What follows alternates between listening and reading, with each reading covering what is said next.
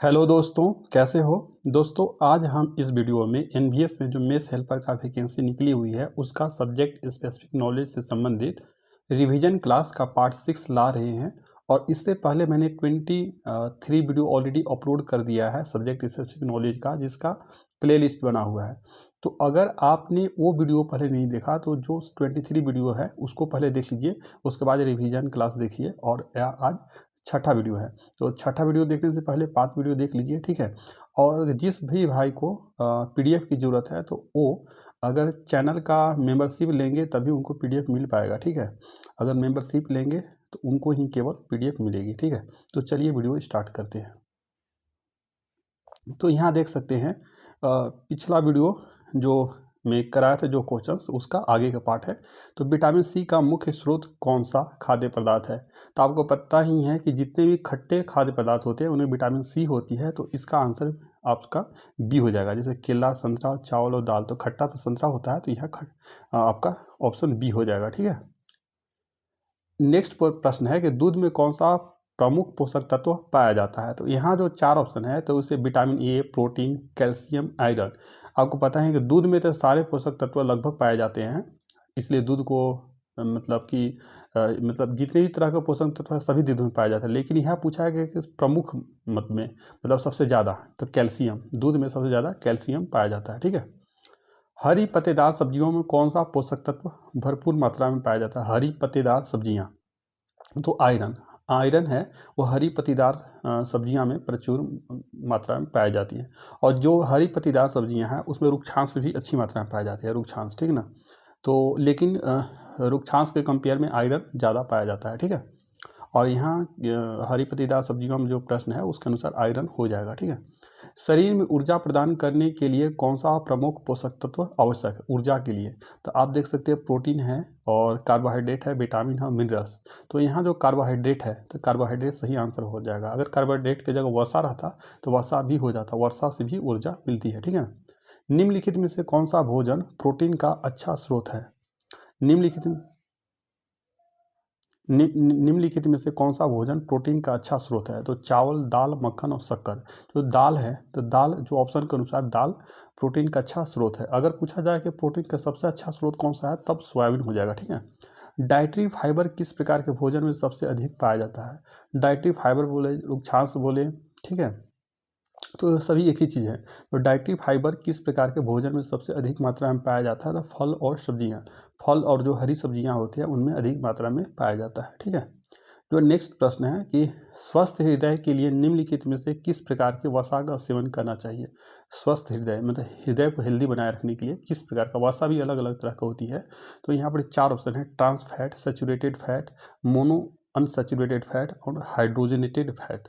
तो जो option C है मोनो अनसैचुरेटेड फैट, यही इसका सही आंसर हो जाएगा, ठीक है, ऑप्शन सी, ठीक है। जो नेक्स्ट प्रश्न है कि विटामिन डी का प्रमुख प्राकृतिक स्रोत क्या है। तो विटामिन डी का प्रमुख प्राकृतिक स्रोत सूर्य का प्रकाश हो गया, ठीक है ना। सूर्य का प्रकाश होता है उसमें, वैसे जो आपका मछली का तेल वगैरह होता है उसमें भी, फिश वगैरह में भी विटामिन डी अच्छी मात्रा में पाया जाता है। लेकिन सबसे प्रमुख स्रोत बोला जाता है वो प्राकृतिक रूप से, तो विटामिन डी का सूर्य का प्रकाश हो जाएगा, सनलाइट, ठीक है ना। भोजन में आयरन की कमी से कौन सी बीमारी होती है। भोजन में आयरन की कमी से कौन सी बीमारी होती है। एनीमिया। और एनीमिया को हिंदी में अरक्तता भी बोलते हैं, अरक्तता। अगर हिंदी में पूछा जाए, अगर अरक्तता भी दिया रहे तो वो भी वो हो जाएगा, ठीक है ना, क्योंकि एनीमिया को ही हिंदी में अरक्तता बोला जाता है, ठीक है। जो नेक्स्ट प्रश्न है कि ओमेगा 3 फैटी एसिड किस प्रकार के खाद्य पदार्थ में पाया जाता है। ओमेगा 3 फैटी एसिड किस प्रकार के खाद्य पदार्थ में पाया जाता है। तो इसका सही आंसर हो जाएगा मछली, ठीक है, मछली हो जाएगा। निम्नलिखित में से कौन सा खाद्य पदार्थ फाइबर का अच्छा स्रोत नहीं है। यहाँ 4 ऑप्शन दिए हैं, साबुत अनाज, दही, फल और सब्जियाँ। तो दही में नहीं पाया, मतलब अच्छा स्रोत नहीं है। साबुत अनाज हो गया, फल और सब्जियाँ, ये फाइबर के अच्छे स्रोत है और यहाँ नहीं पाया जाता है बोला है। तो इस हिसाब से आपका जो ऑप्शन बी है दही, यही हो जाएगा, ठीक है। दही में नहीं पाया जाता। कौन सा विटामिन आंखों के स्वास्थ्य के लिए महत्वपूर्ण, आंखों के स्वास्थ्य, आंख को हेल्दी बनाए रखने के लिए। तो इसका सही आंसर हो जाएगा विटामिन ए हो जाएगा, ठीक है। तो ऑप्शन डी। साबुत अनाज का सेवन किसके लिए लाभकारी है। तो साबुत अनाज, जो खड़े अनाज होता है, साबुत अनाज का सेवन करने किसके लिए लाभकारी, तो वजन घटाने के लिए, ठीक है ना, वजन घटाने के लिए, ठीक है। और साबुत अनाज में रुक्षांश अच्छी मात्रा में पाया जाता है, तो जिसके कारण खाना अच्छे से पचता है। ठीक है। नेक्स्ट प्रश्न है कि सोडियम का अत्यधिक सेवन किस बीमारी का कारण बन सकता है। अगर सोडियम का अत्यधिक सेवन करते हैं तो किस बीमारी का कारण बन सकता है? हाइपरटेंशन। ठीक है। भोजन में पर्याप्त मात्रा में पानी का सेवन क्यों जरूरी है? पर्याप्त मात्रा में पानी पीना क्यों जरूरी है? इसका 4 ऑप्शन है। तो शरीर को ऊर्जा देने के लिए, तो ये तो गलत हो गया। शरीर के तापमान यानी टेम्परेचर को नियंत्रित करने के लिए, तो यही सही आंसर है। ठीक है। निम्नलिखित में से किस खाद्य पदार्थ में सबसे अधिक कैलोरी होती है? तो यहाँ पर 4 ऑप्शन है। तो सेब, बटर, चावल और गाजर। तो जो बटर है, तो बटर में आपको फैट अधिक मात्रा में मिलेगा, इसी के कारण उसमें कैलोरी अधिक होगी। ठीक है।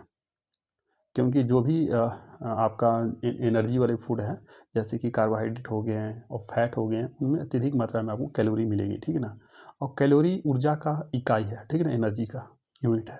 कौन सा भोजन विटामिन B12 का अच्छा स्रोत है? विटामिन B12 का साइंटिफिक नेम क्या होता है? अगर आपको पता है तो आप कमेंट करके बताइएगा। ठीक है ना। तो और इसकी कमी से कौन सी बीमारी होती है? ठीक है ना, विटामिन B12 की कमी से। तो विटामिन B12 का अच्छा स्रोत कौन सा होगा? 4 ऑप्शन है। दूध हो गया, अंडे हो गया, पालक हो गया, आलू। तो इसका सही आंसर हो गया अंडे।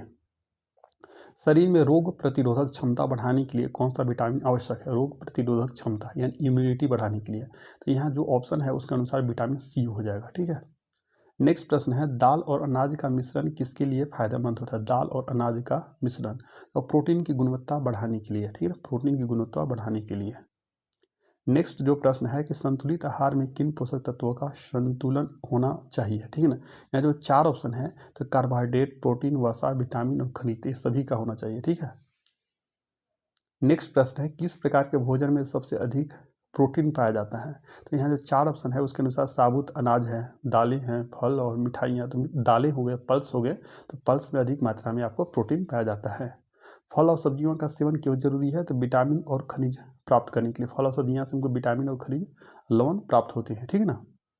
तो नेक्स्ट प्रश्न है कि दूध का सेवन किसके लिए लाभकारी है? दूध का सेवन, तो दूध में आपको पता है कैल्शियम भी होता है, तो हड्डियों को मजबूत बनाने के लिए दूध का सेवन, हड्डियों को मजबूत बनाने के लिए। क्यों? क्योंकि दूध में कैल्शियम होता है और कैल्शियम हड्डियों को मजबूत बनाने के लिए ज़रूरत होता है। ठीक है। तो ऑप्शन 3। और अगर कैल्शियम का सिंबल क्या होता है, तो अगर आपको पता है कि कैल्शियम का सिंबल क्या होता है तो आप कमेंट करके जरूर बताइएगा। ठीक है, कैल्शियम का।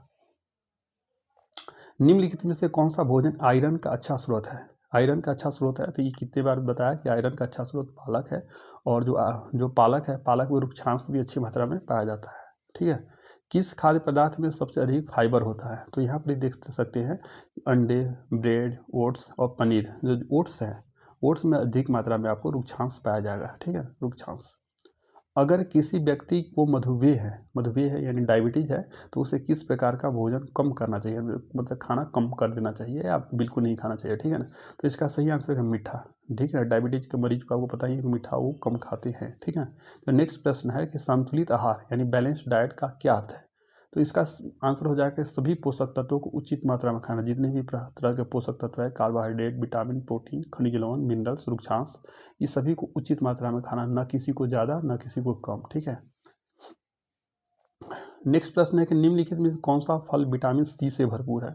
तो विटामिन C खट्टे फलों में पाया जाता है। तो यहाँ पर 4 ऑप्शन है, केला, सेब, अंगूर और आम। तो इनमें सबसे खट्टा कौन सा है? अंगूर है। तो अंगूर में ही आपका विटामिन C प्रचुर मात्रा में पाया जाएगा। ठीक है। किस प्रकार का भोजन शरीर में पानी की कमी को पूरा करने में मदद करता है? तो ताज़े फल, जो ताज़े फल हैं उनमें वो पानी की कमी को पूरा करने में मदद करता है। ठीक है। मछली का सेवन किसके लिए फ़ायदेमंद है? तो मछली में आपको पता है विटामिन D होगा, और विटामिन आँख के लिए भी बहुत इंपॉर्टेंट होता है। ठीक है ना, इसमें विटामिन A भी होता है शायद। तो यहाँ पर आप हड्डियों के लिए, त्वचा के लिए, आँखों के लिए, तो दिल के लिए। तो यहाँ सही आंसर इसका हो गया दिल। ठीक है ना, हार्ट के लिए। शाकाहारी भोजन में प्रोटीन की कमी को कैसे पूरा किया जाए? जो शाकाहारी होते हैं वो प्रोटीन की कमी को कैसे पूरा करते हैं? तो दूध से और डेयरी उत्पादों का सेवन करने से। ठीक है। और दाल से भी। दाल यहाँ ऑप्शन में नहीं है, तो इसलिए दूध और डेयरी उत्पाद से। ठीक है। कौन सा भोजन ओमेगा 3 फैटी एसिड का प्रमुख स्रोत है? कौन सा भोजन ओमेगा 3 फैटी एसिड का प्रमुख स्रोत है? तो इसका सही आंसर हो जाएगा मछली। ठीक है, फिश। शरीर में कैल्शियम की कमी को कौन सा बीमारी हो सकती है? कैल्शियम की अगर कमी हो गई शरीर में तो कौन सी बीमारी हो सकती है? तो यहाँ पर 4 ऑप्शन है, तो एनीमिया, हाइपरटेंशन, ऑस्टियोपोरोसिस एंड मधुमेह। तो ऑस्टियोपोरोसिस हो जाएगा। ऑस्टियोपोरोसिस हड्डियों से संबंधित बीमारी होती है। निम्नलिखित में से कौन सा खाद्य पदार्थ फाइबर का अच्छा स्रोत है? फाइबर, तो फाइबर का अच्छा स्रोत है हरी सब्जियां, हरी पत्तेदार सब्जियां जो होती है वो फाइबर का अच्छे स्रोत होते हैं, ठीक है ना। फाइबर यानी रुक्षांश। वजन घटाने के लिए सबसे अच्छा तरीका क्या है? तो संतुलित आहार और नियमित व्यायाम। प्रतिदिन आपको बैलेंस्ड डाइट लेना चाहिए और एक्सरसाइज करनी चाहिए, ठीक है, नियमित रूप से।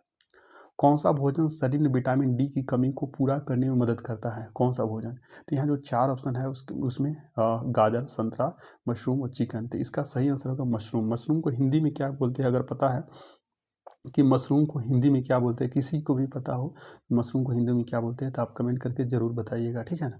और मशरूम है उसमें विटामिन डी अच्छी मात्रा में पाया जाता है, सनलाइट में पाया जाता है, मशरूम में पाया जाता है, मछली में, ठीक है, फिश में।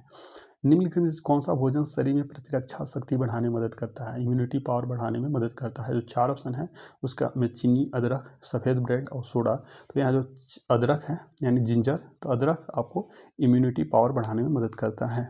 किस प्रकार का भोजन खाने से मोटापा बढ़ा सकता है? यानी कौन सा भोजन खाएंगे तो उससे मोटापा बढ़ जाएगा, शरीर मोटा हो जाएगा।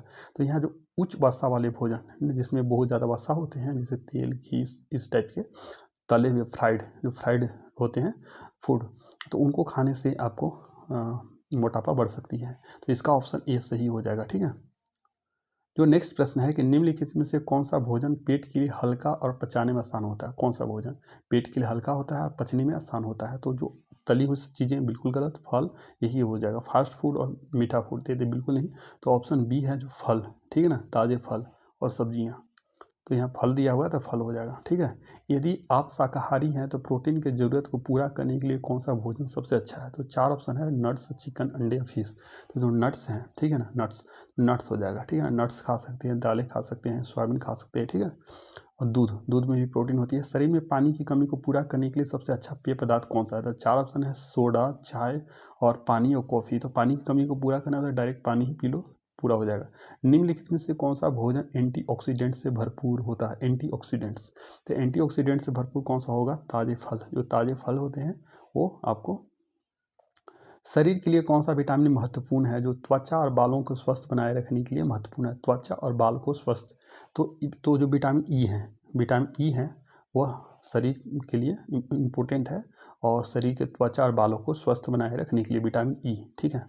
निम्नलिखित में से कौन सा भोजन शाकाहारियों के लिए कैल्शियम का अच्छा स्रोत है? जो शाकाहारी हैं, वेजिटेरियन हैं, तो उनके लिए कैल्शियम का अच्छा स्रोत कौन सा है? तो पहला ऑप्शन है केला, दूसरा पालक, मांस, मछली। तो जो पालक है वो पालक हो जाएगा, ठीक है।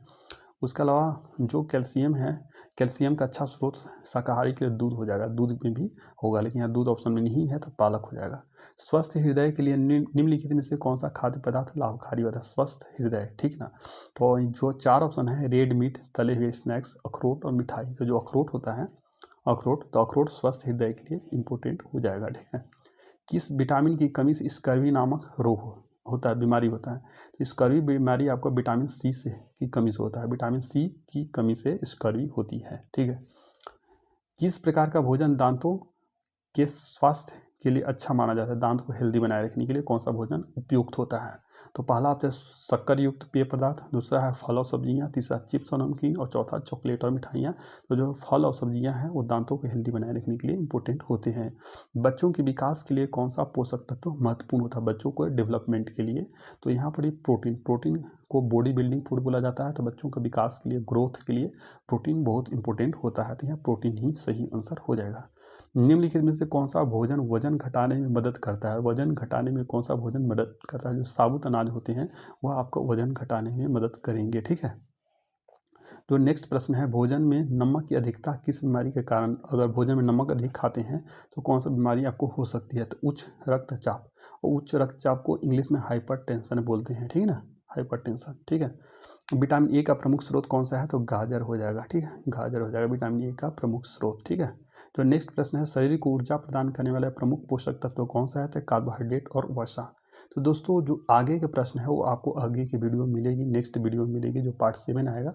इस वीडियो को यहीं तक रोकते हैं। अगर आपको वीडियो पसंद आए तो इसे लाइक करें, चैनल को सब्सक्राइब करें and share this video to your friends and relatives and comment करके बताना कि अगला वीडियो आपको कौन से टॉपिक पे चाहिए। और अगर आपको इस वीडियो का PDF चाहिए तो आप मेंबरशिप ज्वाइन कर लें, तभी आपको मिलेगा, ठीक है। Thank you.